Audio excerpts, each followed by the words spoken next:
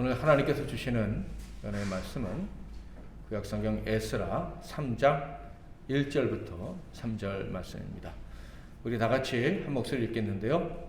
영상을 참조하실 분들은 참조하시기 바랍니다. 이스라엘 자손이 각자의 성읍에 살았더니 일곱째 달에 이르러 일제히 예루살렘에 모인지라. 요사닥의 아들 예사와 그의 형제 제사장들과 스알디엘의 아들 스룹바벨과 그의 형제들이 다 일어나 이스라엘 하나님의 제단을 만들고 하나님의 사람 모세 율법에 기록한 대로 번제를 그 위에서 드리려 할세. 무리가 모든 나라 백성을 두려워하여 제단을 그 터에 세우고 그 위에서 아침 저녁으로 여호와께 번제를 드리며 아멘. 할렐루야. 사랑하는 성도 여러분, 예배를 드릴 때 용기가 필요하다라는 생각을 해보셨습니까? 예배를 드릴 때 특별히 참되게 하나님께 예배한다고 할 때는 용기가 필요합니다. 오늘 그래서 그 예배자의 용기에 대해서 생각해 보기를 바라며 예배자의 용기라는 제목으로 하나님 말씀을 상고하겠습니다. 어렸을 적에 저와 같이 신앙생활했던 친구들, 또 제가 전도했던 친구들을 생각해 보면 그 중에는 주일에 예배에 나오기 위해서 용기를 내야 했던 친구들이 많이 있었습니다. 용기를 내지 않으면 교회 나올 수 없고 예배할 수도 없는, 요즘하고는 좀 상황이 틀릴 수 있는데 어릴 때만 해도 그랬어요. 이 예배자의 용기라는 제목으로 설교를 준비하면서 생각나는 사람이 하나 있었습니다.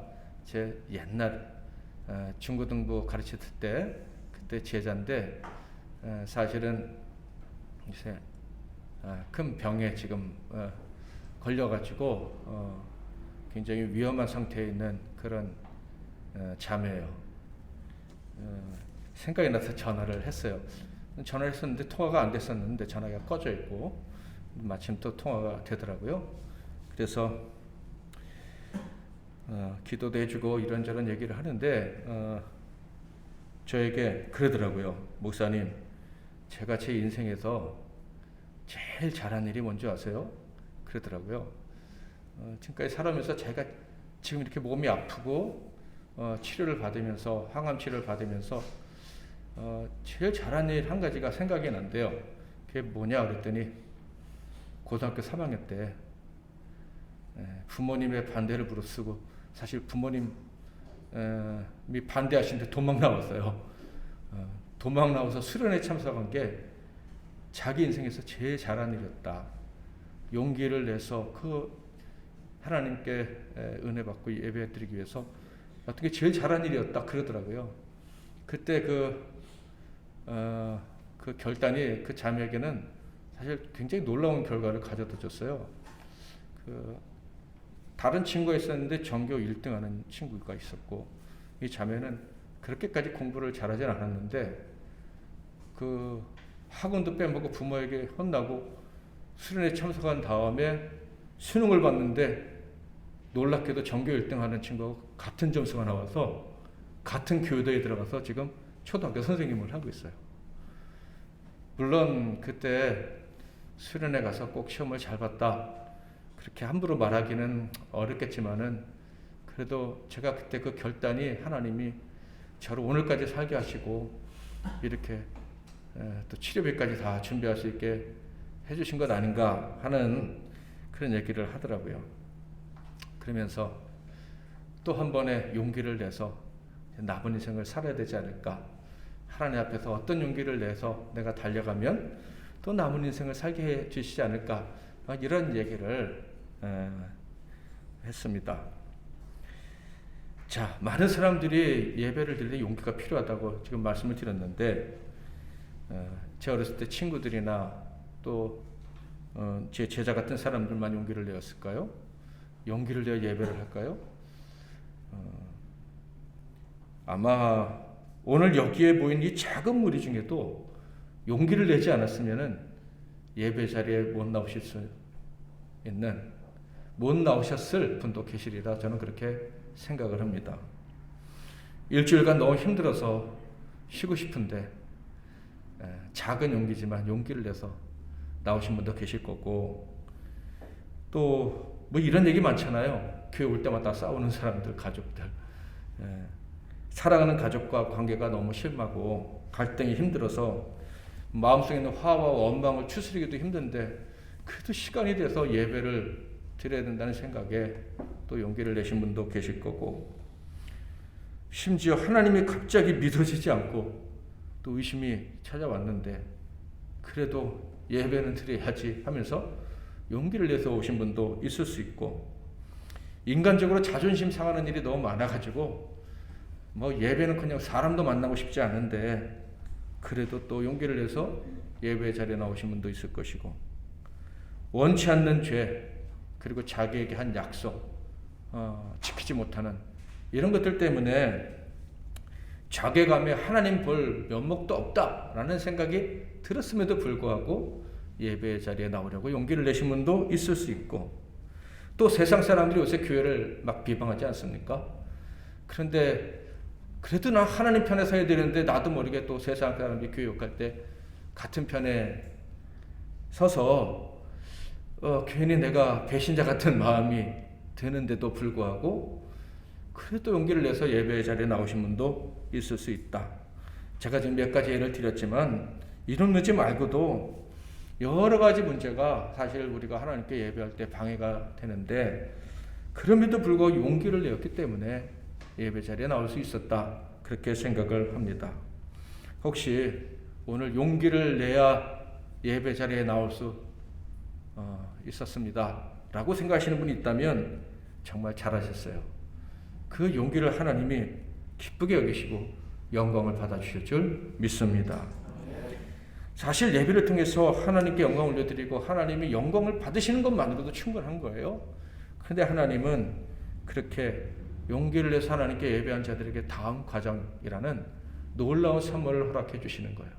한 단계 한 단계 또 갈 수 있는 복을 주신다 하는 거예요. 오늘 우리가 상고하게 될 이 에스라서 말씀 성경은요, 아주 놀랍고 감격적인 이야기로 시작이 됩니다. 하나님께서 말씀하셨던 그대로 회복의 역사가 시작되었다라는 선언과 함께 이 에스라서 1장 1절이 시작된다 하는 거예요. 바로 애굽의 포로로 잡혀갔던 사람들이 70년이 지난 후에 돌아올 것이다 라고 예레미야 선지자를 통해서 예언을 하셨는데 정말 70년이 되자 제2의 출애굽을 해라. 이제 포로되었던 바벨론에서 떠나 예루살렘으로 돌아가라 라는 선언과 함께 이 에스라서가 시작이 된다는 거예요. 그 감격적인 시작, 에스라서 1장 1절을 같이 한번 읽어보겠습니다. 시작. 여호와께서 예레미야의 입을 통하여 하신 말씀을 이루게 하시려고 바사왕 고레스의 마음을 감동시키심에 그가 온 나라에 공포도 하고 조서도 내려 이르되, 기원전 538년이 어느 해냐면 바벨론 제국을 페르시아 제국, 성경엔 바사라 그러는데 페르시아 제국의 초대 임금이죠. 고레스가 멸망시키고 바사 제국을 시작한 그 해요. 그 해 기원전 538년에 고레스가 온 나라에 조서를 내렸는데 이제 바벨론 제국에서 바사 제국으로 바뀌었죠. 이 바사 제국에 있는 모든 유대인들은 누구든지 원하면 가나안 땅으로 돌아가서 하나님께 예배드리며 살아도 좋다라는 조서를 내린 거예요. 남쪽 유대가 망한 것은 586년이에요. 기원전. 그런데 첫 번째 포로가 바벨론으로 끌려간 때는 605년입니다. 그러니까 딱 70년이 되었을 때 제국이 다른 제국으로 바뀌어버리고 그 첫 번째 왕이 첫 번째 조서를 내렸는데 놀랍게도 이스라엘 사람들은 고향으로 돌아가서 하나님께 제사해라 라는 거예요. 제가 그때 있었으면 아주 그냥 소름이 쫙 끼쳤을 것 같아요. 이야, 하나님 말씀하신 그대로 진짜 이루어지는구나. 물론 역사를 공부하는 사람, 역사학자들은 고레스가 이런 조서를 내린 것은 고레스가 야망이 컸으니까, 뭐 영화에도 보면 애굽을 공격하고 특히 그리스 전 군인 그 페르시아 군인들하고 이 그리스 전사들하고 싸우는 뭐 그런 영화도 있지 않습니까? 이 페르시아가 유럽까지 막 쳐들어가려면 생각보다 유대 땅이 굉장히 요충지라는 거예요. 전략적 요충지라는 거예요. 그래서 그쪽을 통과하면서 이제 군수물자도 조달하고 뭐 쉬기도 하고 이래야 되는데 막 억제하는 것보다는 자유를 좀 주고 자치권도 좀 주고 종교 또 갖도록 자기네들끼리 좀 하도록 해서 이렇게 그들에게 격려를 받고 힘을 받아 가는 게 더 좋겠다라는 판단에 그렇게 유대인들을 돌려보냈다. 이렇게 얘기를 합니다. 그런데 성경은 그런 얘기는 전혀 하지 않죠. 하나님의 관점은 그렇지 않았어요. 160년 전에 계시하셨던 대로 고레스는 하나님의 언약을 성취하기엔 도구인 거예요. 70년이 지나면, 포로된 70년이 지나면 이스라엘 백성들을 가나안 땅으로 돌아가게 할 하나님이 택하신 그릇이었던 거예요. 사용하시는 도구. 그렇게 얘기를 성경은 하고 있어요. 그래서 그들을 왕으로 삼으셨고 그가 이스라엘 백성들에게 70년이 되었을 때 가나안으로 돌아가라 이렇게 명령을 내렸다고 성경은 이야기하고 있죠. 자, 여기서 상상을 한번 해볼까요? 감정이입이라고 하는 게 더 좋을 수도 있을 것 같은데 만약에 여러분이 포로로 바벨론으로 잡혀갔다고 칩시다. 하나님 향한 범죄 때문에 우리가 포로되었구나 알고 있어요. 회개하는 마음으로 타향살이를 시작합니다. 그렇지만 고향으로 돌아가기를 간절히 소망해요. 그 소망이 헛되지 않을 것을 믿고 있어요. 다니엘처럼 예루살렘을 향해 기도하면서 하나님은 언젠가 우리를 고향 땅으로 돌아가게 해주실 거야. 이렇게 소망하며 기도한다는 말이에요. 왜냐하면 70년이 지나면 제2의 출애굽이 있을 거라고 애굽을 나올 때와 똑같은 일이 너희 이 포로된 사람들에게 있을 거라고 선지를 통해서 하나님이 예언의 말씀을 주셨기 때문이에요. 그런데 70년이 흐르자 정말 그 예언의 말씀대로 새로운 제국이 들어서고 새로운 왕이 세워지더니 귀국 명령을 내린 거예요. 만약에 저와 여러분이 이런 역사적 현장에 있었다면 어땠을까? 가슴이 막 벅차오르고 아까 말씀드린 것처럼 소름 끼치고 막 그러지 않았을까? 감격에 겨워서 바로 귀국할 준비를 막 했을 것 같아요. 만약에 여러분이 지도급 인사라면 이제 귀국을 위한 조직을 만들어서 어떻게 여행을 할 것이냐, 어떻게 음식을 조달할 것이냐, 뭐 이런 계획들을 세웠을 것 같고, 그냥 평민이라면 지도자들이 어떻게 준비하는지, 지도자들이 준비할 때 우리가 뭘 도와야 될지, 뭐 이런 생각을 하면서 지도자들의 귀를 쫑긋하고 있다가 출발 신호가 울리면 착 출발을 했을 것 같습니다. 자, 그런데 성경을 보니까 이 제2의 출애굽 때 바사국을 출발해서 가나안 땅으로 향해 간 사람, 예루살렘에서 하나님을 예배하기 위해서 출발한 사람의 수가 생각보다 많지가 않은 거예요. 아니, 우리 생각보다 너무 적은 거예요. 물론 나중에 쫓아오는 사람들도 있긴 했지만 너무 적어요. 몇 명이 나갔는지 에스라서 2장 64절 같이 한번 읽어볼까요? 시작. 42,360명 42,360명 어떤 생각이 드십니까? 괜찮은 수예요? 너무 적다는 생각이 들지 않습니까? 저는 여기서 이런 생각이 들었어요. 하나님을 알고 하나님을 섬기고 하나님의 언약의 말씀도 내가 기억하고 있다 라고 생각하는 사람이라고 할지라도 정작 예배의 자리에 나가기 위해서는 용기가 필요하다. 그냥 쉽게 되어지는 것이 아니다 라는 생각이 들었어요.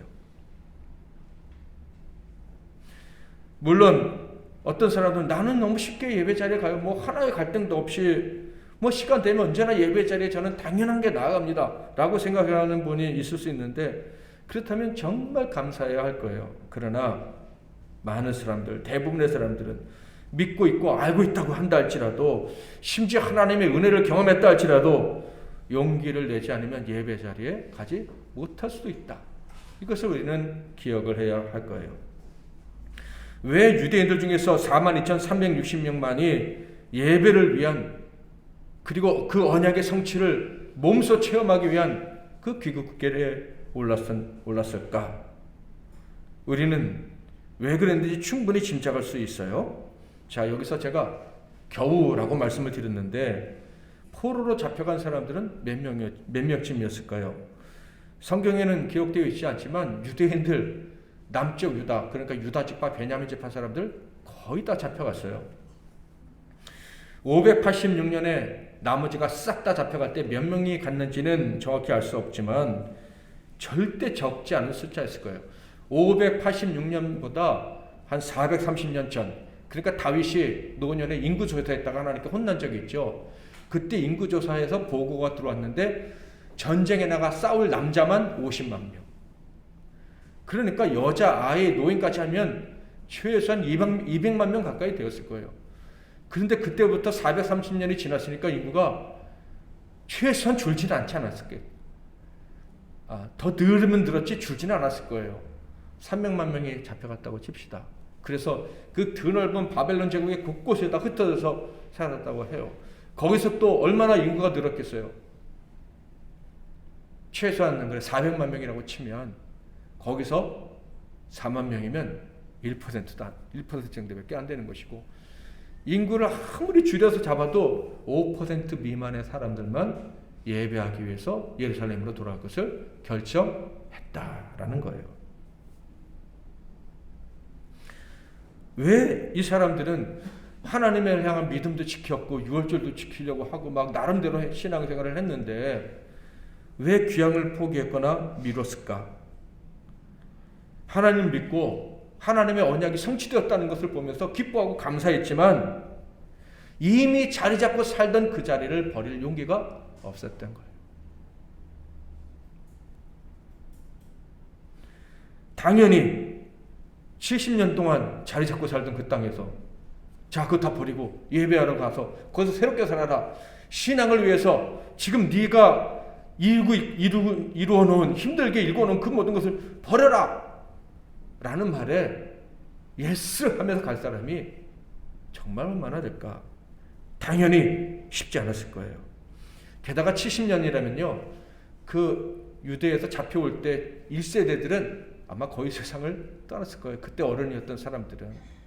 2세대, 3세대가 이제 다른 나라의 문화에 적응해서 살고 있는데, 그 바벨론 제국이라는 그 문명 제국에 살고 있는데 갑자기 완전히 폐허가 된 그 저 변방에 있는 그 가나안이라는 그 조그만 나라에 가서 살아라. 그것에 동의하기가 쉬웠겠습니까? 어렵겠죠. 그래서 귀환을 결정한 사람들은 제가 그냥 상상해 보건대 예루살렘에서 예배를 경험했던 노인들이거나 소수였겠죠. 아니면 부모로부터 참된 경건을 물려받고 계속해서 신앙을 잘 전수받은 아주 적은 무리가 아니었을까라고 생각이 듭니다. 그 적은 사람들 중에서도 하나님을 예배하기 위해서, 믿음을 위해서 모든 것을 새롭게 시작할 용기를 가진 사람들, 새로운 삶의 터전에서 살 용기, 최고로 문명화된 대제국의 도시에서 평안한, 그리고 좀 더 안락한 삶을 포기할 수 있는 용기를 가진 사람들, 완전히 무너진 척박한 도시에서 처음부터 시작할 용기를 가진 사람들만이 예배의 자리로 나아갈 수 있었을 것이다 라는 거예요. 자, 이렇게 대단한 용기를 가진 사람들이요, 멀고 먼 여행 끝에 가나안 땅에 도착을 하게 됩니다. 당연히 그것은 완전히 무너져 버린 채 버려져 있는 옛 도시 그 자체였죠. 집도 성곽도, 그리고 무엇보다 그들이 예배해야 될 성전도 기초까지 다 파괴되어져 있었습니다. 예배도 다시 일으켜야 되고, 성전도 다시 세워야 되고, 성벽도 다시 세워야 되고, 그리고 자기들의 집도 다시 세워야 합니다. 이런 용기를 가지고 돌아왔지만 그 실상을 보니까 참 실망감, 막막함 이런 것들이 굉장히 컸을 것 같아요. 다음 구절을 보면 그들의 심장이 어땠는지 짐작을 할 수가 있는데요. 바로 성전을 다시 짓기라고 성전에 기초를 놓았을 때였습니다. 그때 그들은요, 어떤 사람은 통곡하고 어떤 사람은 기쁨으로 함성을 질렀다, 이렇게 돼 있어요. 한번 읽어볼까요? 3장 12절 시작. 나이 많은 족장들은 첫 성전을 보았으므로 이제 이 성전의 기초가 놓임을 보고 대성통곡하였으나 여러 사람은 기쁨으로 크게 함성을 지르니. 대성통곡하고 크게 함성 지르고, 딱 느낄 때 감정이 참 복잡했구나 라는 것을 우리가 느낄 수가 있어요. 옛 성전의 그 영광을 본 노인들은, 나이 든 사람들은 이제 기초를 놓는 것을 보면서 그때의 영광을 떠올리면서 대성통곡했을 것 같습니다. 야, 옛날에 영원했던 성전이 다 사라지고 이제서야 겨우 기초를 놓았구나. 그래서 통곡했을 것이고, 또 통곡하며 기뻐하는 사람도 있었겠죠. 다 무너진 성전을 다시 이제 세울 수 있게 됐구나 하면서 또 기뻐하며 함성을 질렀을 것 같다라는 생각이 듭니다. 말씀드린 대로 이 사람들은요, 하나님을 정말 사랑했고요, 그 성전에서 하나님을 예배하기를 사모하는 자들이었습니다. 그래서 용기를 내어 여기까지 온 거예요. 자, 그런데 정작 예배를 드릴 때가 되자 그들에게는 또 다른 용기가 필요하다는 것을 깨닫게 됩니다. 이스라엘 사람들이 이제 예루살렘 가나안 땅으로 귀환한 다음에 약속을 했어요. 7월 첫째 날 우리가 다 모이자. 이제 돌아와서 옛날 살던 집으로도 가고 뭐 이렇게 했을 거 아니에요? 7월 1일 날 우리는 다 모이자 이렇게 약속을 했고, 드디어 7월 첫째 날 그들이 다 모입니다. 성경에 이렇게 돼 있어요. 스가랴 3장 1절, 이스라엘 자손이 각자의 성읍에 살았더니 일곱째 달에 이르러 일제히 예루살렘에 모인지라. 여기서 이 일곱째 달이라는 것은 우리가 사용하는 태양력으로는 9월이나 10월 정도에 해당되는 때입니다. 그런데 그 당시 이스라엘 사람들에게 일곱째 달이라는 것은 우리나라 말로 하면 신년을 의미하는 거예요. 그러니까 이스라엘 사람들에게 신년은 7월이나 8월경이었다라는 거예요. 자, 그러므로 이 사람들에게 이 7월은 가장 중요한 달이었고요. 7월 1일은 나팔절로 지켰어요. 나팔절. 자, 여러분, 우리가 신년이 되면 뭘 치죠? 무엇인가? 종을 치자 그러잖아요. 이 사람들은 신년이 되면 나팔을 불렀어요. 나팔. 그래서 나팔절은 쉽게 말하면 신년 감사 예배 이렇게 생각하시면 되는 거예요. 1월 1일 한 해가 시작되는 그 시점에 우리가 모여서 신년 감사 예배를 하나님께 드리자 하고 약속을 하고 모였던 거예요. 7월 10일은요 대속죄일로 지킵니다. 이때 여러분 아사셀 양이라고 들어보셨죠? 이스라엘의 모든 죄를 대신 짊어지고 광야 가서 죽는 그 아사셀 양. 그리고 이 대속죄일은 1년에 한 번 대제사장이 지성소에 들어가는 날이에요. 온 이스라엘 백성들의 죄를 위해서 하나님께 회개 기도를 드리고 살아서 나오면 그때부터 하나님이 우리 죄를 용서하셨다 하면서 축제를 벌이는 날. 그리고 이 대속죄일이 끝나면 7월 15일부터 일주일간 초막절을 지킵니다. 하나님께서 우리를 구원해 주신 애굽에서 종살이에서 건져내어 이제 하나님 나라를 이룰 수 있게 해주신 그 은혜를 감사하면서 초막절 절기를 지키는 거예요. 그러니까 이스라엘 백성들이 일곱째 달에 예루살렘에 모였다 하는 것은 하나님께 예배하기 위함이었어요. 하나님이 우리에게 새 날을 주시고 새 생명을 주셨다. 하나님의 그 엄청난 구원이 우리에게 임해서 우리가 다시 살게 되었다라는 것을 기념하며 예배하기 위해서 일곱째 달에 그들이 모였다 하는 거예요. 그들은 모여서 하나님을 향한 온전한 예배를 시작하고 성전 재건, 성벽 재건, 나아가 하나님 나라의 회복을 하나님 나라의 회복을 위한 시동을 건 거죠. 자, 그러니 참으로 감격스럽겠죠. 희망에 벅차 올랐을 거예요. 그런데 성경을 보면요, 희망과 감사와 함께 또 다른 감정이 그들과 함께 했다는 것을 알 수가 있어요. 자, 에스라 3장 2절 3절 같이 한번 읽겠습니다. 시작.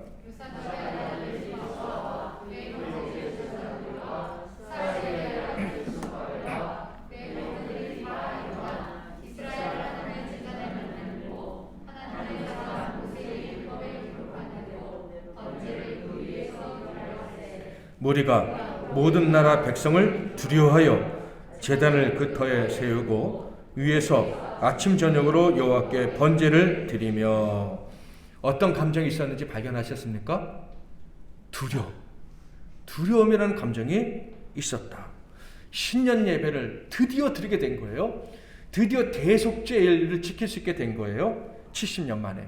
그런데 두려움이 있었다. 두려움의 이유는 모든 나라 백성을 두려워하여 이렇게 되어 있는데요.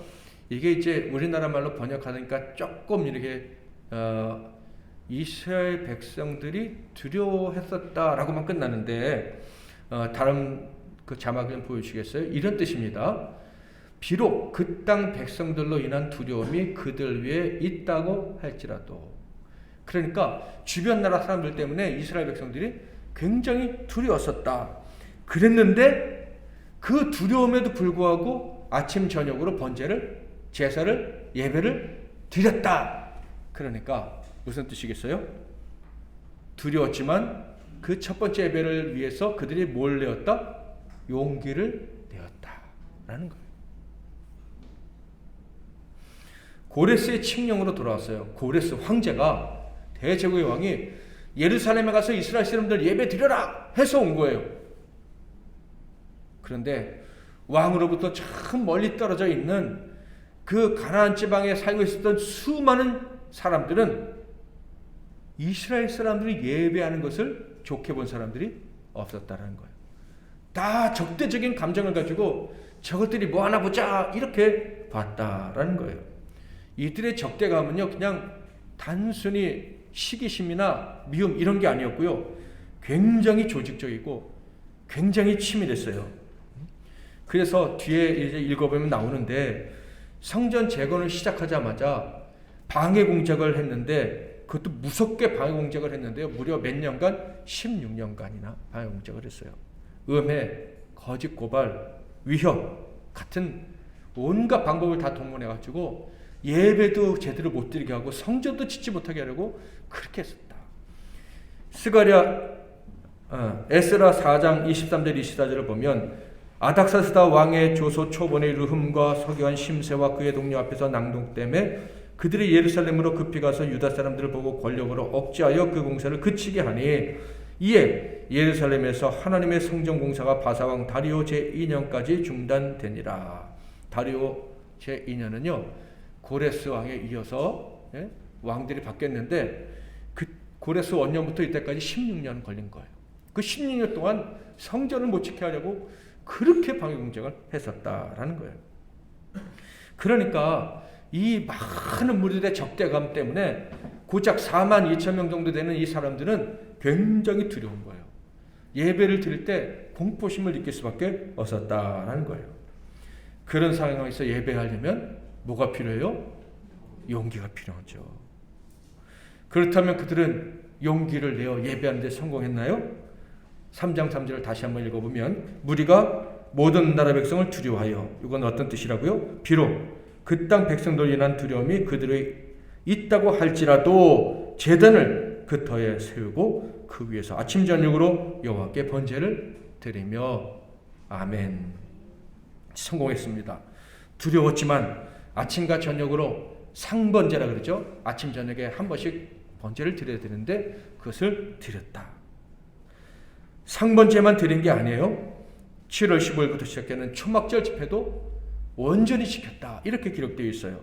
하나님께 올려야 될 예배를 다 드린 거예요. 4절 5절 기록된 규례대로 초막절을 지켜 번제를 매일 정수대로 날마다 드리고 그 후에는 항상 드리는 번제와 초하루와 여호와의 모든 절기의 번제와 사람이 여호와께 기쁘게 드리는 예물을 드리되. 이 두려움 중에도 초막절뿐만 아니라 그 이후에 이어서도 계속 드려야 될 예배를 다 드렸고 예물까지 하나님께 드렸다. 이렇게 기록이 되어 있어요. 자, 그런데 여기서 우리가 한번 비교해 봐야 되겠죠. 과거 유다가 바벨론에 멸망하기 전 이스라엘 사람들은 예배를 어떤 마음으로 드렸을까? 그때도 예배를 드릴 때 용기가 필요했을까? 놀랍게도 그때는 용기가 필요하지 않았어요. 그저 몸에 밴 습관대로 가서 예배 드리는 것뿐이지 용기가 필요한 예배는 아니었다라는 거예요. 우상 숭배자들이 산당에서 제사하면 너 그래 산당에서 제사했구나. 그래 산당에서 제사하더니 또 예배 드리도 왔네. 그래 같이 예배하자. 영적인 간음에 대해서 전혀 양심의 가책이 없었어요. 그냥 예배당에 와서 예배할 때는 심차처럼 행동하고 세상에서 살아갈 때는 세상 사람들처럼 행동하고 이렇게 사니 사실 적이 만들어질 이유가 없었죠. 하나님의 사람이 하나님의 사람답게 살 때 적이 생기는 거지. 하나님의 사람이 세상 사람과 똑같이 생각하면 아이고 마귀가 너 내 편이구나. 그래 예배도 드리고 그 산당에 가서도 하고 세상에 가서 나쁜 짓도 해라. 다 내버려 두는 거예요. 그러니 하나님께 참으로 예배 드릴 때 반드시 느껴야 될 두려움과 이 두려움을 극복하고 올려야 될 예배를 위한 용기, 이런 것들을 느낄 수가 없었다. 뭐 마귀가 공격하지 않는데 무슨 두려움이 느껴지겠어요? 하나님께 예배하는데 난 두려움을 느낀 적이 없어요. 그러면 잘 생각해 봐야 돼요. 내가 누구 편이지? 나는 늘 편하게 예배합니다. 늘 그래서 마음이 평안해요. 그게 아주 옳은 상태일 수도 있지만 조금 깊이 생각해 보면 그 사람에게는 전혀 희망이 없을 수도 있는 거예요.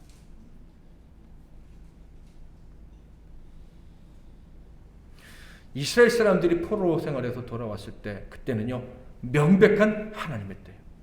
하나님이 약속해 주셨던 때, 너희들이 다시 하나님께 예배를 회복할 수 있는 그때 이스라엘 사람들이 바사에서부터 와서 하나님께 예배를 드렸어요. 그런데 반드시 예배를 드려야 될 그때, 하나님이 예배를 받으시겠다고 했던 그때, 옛날에 망하기 전에 하나님이 예배를 안 받으셨는데 망했던 다음에 돌아올 때 하나님 받으시겠다고 하셨어요. 심지어 바사왕 고레스를 통해서 너희들이 예배해라, 때가 됐다 라는 말도 들었어요. 그런데 그때 드리는 예배가 쉬웠느냐? 결코 쉽지 않았다라는 거예요. 하나님은 만왕의 왕이시니까 예배를 받으셔야 돼요. 하나님은 받으실 거예요. 바사왕 고레스마저 하나님이 참신이고 그가 뭐 완전한 지식이 없어서 예루살렘의 신은 여호와 하나님밖에 없어. 그러니까 여호와 하나님께 예배 드려. 이런 말까지 했습니다. 하나님은 반드시 예배를 받으셔야 되죠. 그래서 이스라엘 사람들은 예배를 하나님께 드리려고 했는데 이게 두려워할 수밖에 없는 상황이 만들어졌다. 제 생각에는 적들의 그 시선 때문에 두려웠을 거고, 또 하나는 야, 이런 상황에서 우리가 도망가거나 타협하거나 해서 온전한 예배를 드리지 못하는 건 아닌가. 여기까지 왔는데 여기서 예배에 실패하는 건 아닌가.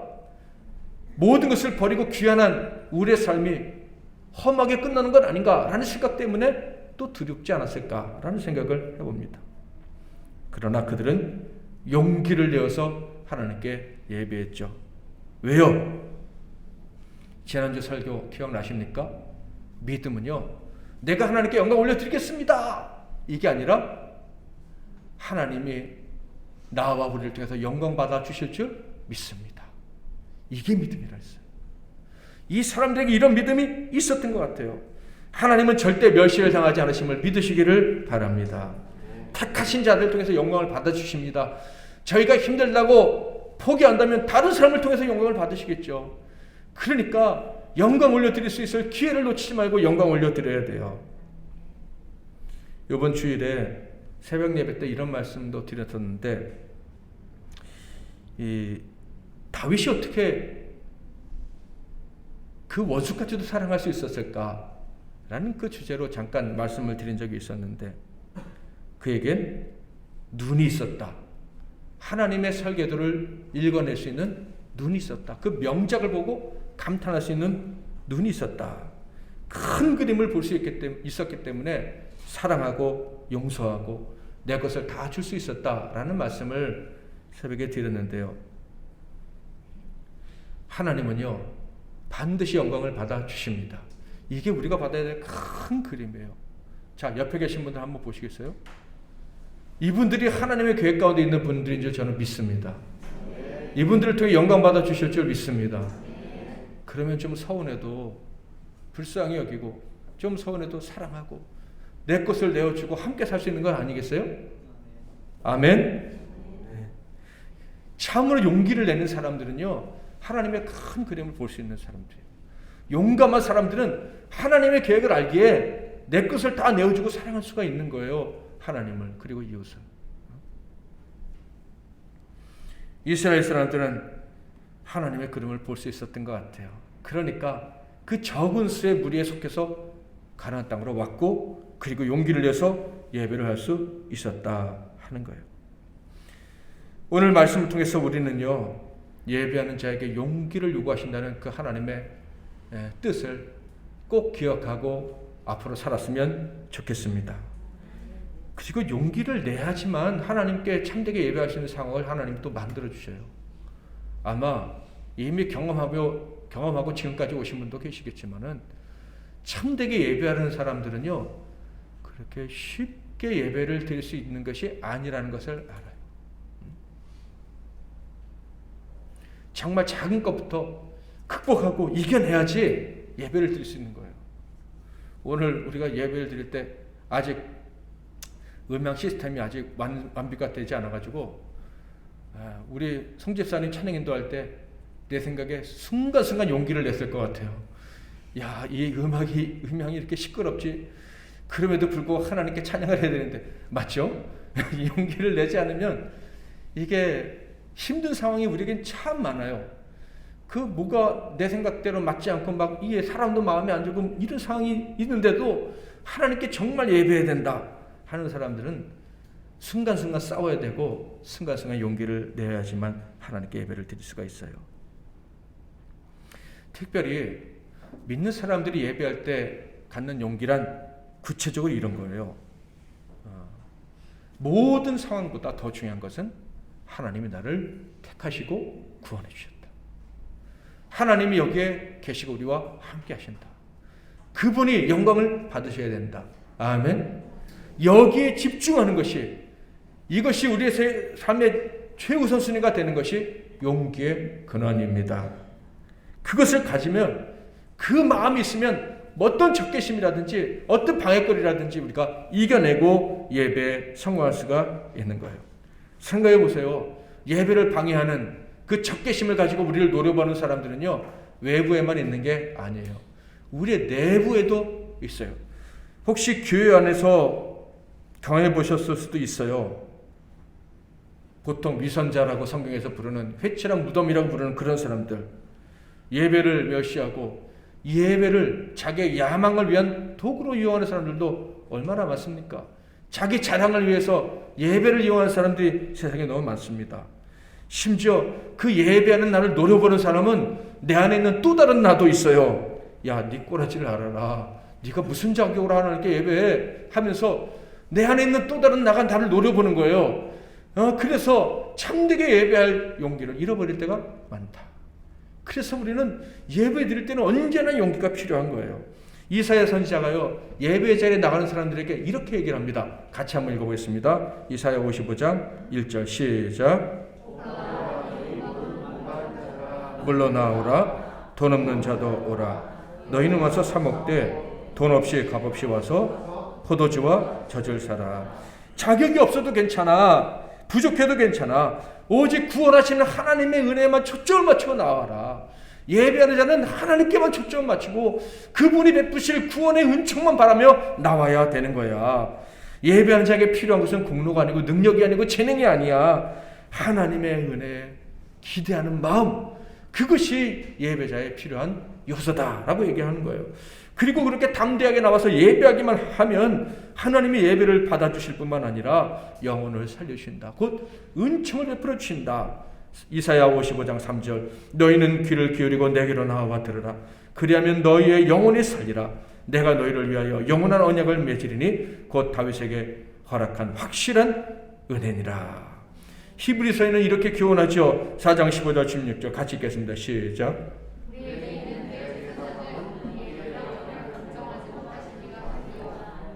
모든 일에 우리와 똑같이 시험을 받으신 이로되 죄는 없으시니라. 그러므로 우리는 긍휼하심을 받고 때를 따라 돕는 은혜를 얻기 위하여 은혜의 보좌 앞에 담대히 나아갈 것이니라. 여러분, 역사상 가장 위대한 예배는 뭔지 아십니까? 예배는 하나님의 구원을 선포하고 그 구원에 대해서 감사하고 구원의 확증을 갖는 그런 가장 중요한 사건이잖아요. 그 엄청난 내용을 품은 최고의 예배는 뭔지 아십니까? 예수님이 십자가에서 죽으신 사건. 예수님 자신이 제사장이 되시고 예수님 자신이 제물이 되시고 예수님 자신이 구원을 선포하는 선지자가 되셔가지고 골고다 언덕에서 제사를 드린 거예요. 그런데 그 제사를 드리시기 전날 예수님 어떻게 하셨어요? 밤새 두려워하면서 땀방울이 핏방울처럼 떨어지듯이 기도하시고 예배 자리에 가지 않으셨습니까? 예배가 그렇게 쉬운 게 아니었다. 예수님 덕분에 우리가 쉽게 가지만 우리 역시 쉽지만 그럼에도 용기가 필요하다는 걸 기억해야 돼요. 예수님께서요 사마리아 여인에게 뭐라고 말씀하시는지 아십니까? 요한복음 4장 23절 24절 아버지께 참되게 예배하는 자들은 영과 진리로 예배할 때가 곧 오나니 곧 이때라.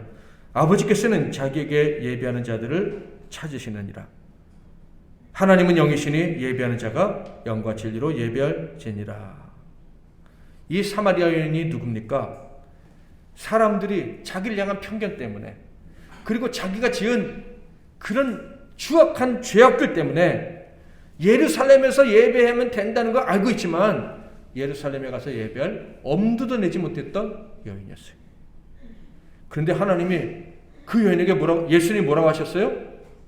네가 용기를 내면 여기서도 예배할 수 있어. 지금 네가 용기만 내면 예배할 수 있어. 이렇게 말씀하신 거예요. 자, 그렇다면 그 여인에게 필요한 용기가 뭐예요? 두 가지였죠. 영과 진리. 성령님께서 도와주시기를 바라고 진리, 예수님이 나를 위해서 십자가에서 죽어주시면 믿는 나 같은 자에게도 하나님이 구원을 주시고 은총을 주실 수 있겠다고 믿는 그 용기 두 가지만 있으면 됐어요. 그러니까 그 여인이 용기를 내고 예배하겠습니다 하는 증거를 보였어요. 뭡니까? 그 여인에게 있었던 최고의 재산이라고 볼 수 있는 물동이를 처음 본 사람 예수 앞에 그냥 버려두고 동네로 뛰어가서 지금 우리가 예배할 수 있다면서 사람들을 데리고 온 거예요.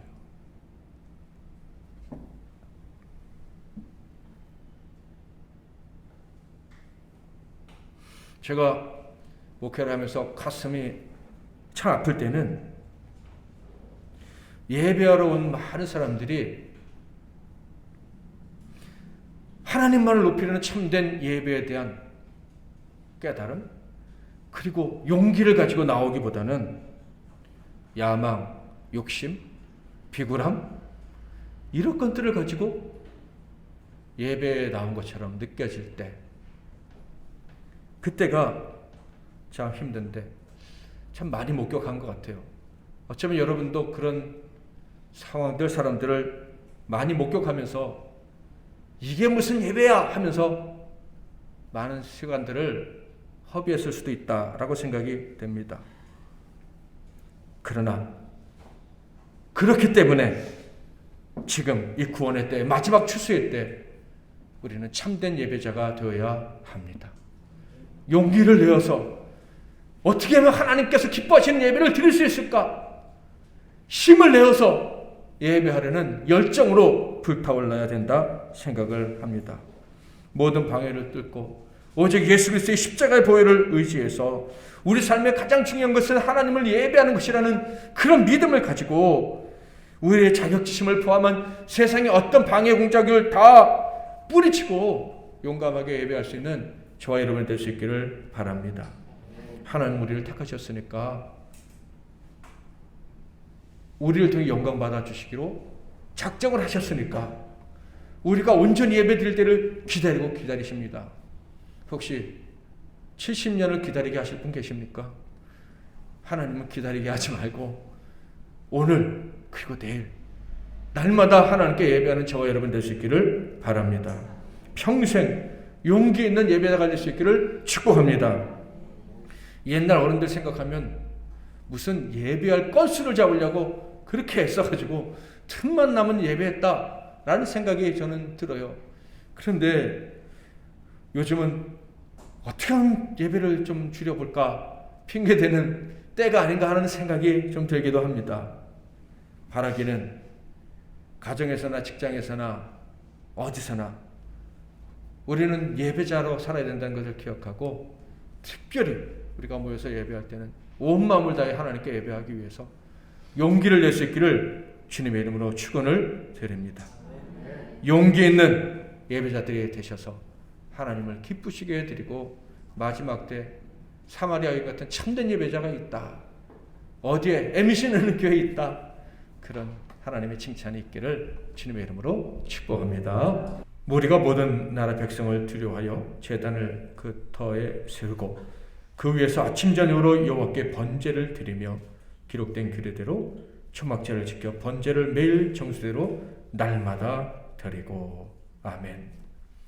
이제는 우리 주 예수 그리스도의 크신 은혜와 우리 하나님 아버지의 극진하신 사랑하심과 참 하나님을 알고 그 하나님께 예배해야 될 가장 중요한 일을 용감하게 감당하게 하시는 성령님의 역사, 감화, 교통하심이 이 시간에 이렇게 힘을 내어 이 자리까지 달려와 하나님께 예배한 용감한 주의 종들, 이 백성들 한 분 한 분 위에와 그들의 가정과 산업과 건강과 미래 위에 이 나라와 이 민족과 세계 열방과 주님께서 필요가 합주고 하신 우리 MBC 나는 교회 위에 이제로부터 영원토록 함께 하실지어다. 아멘.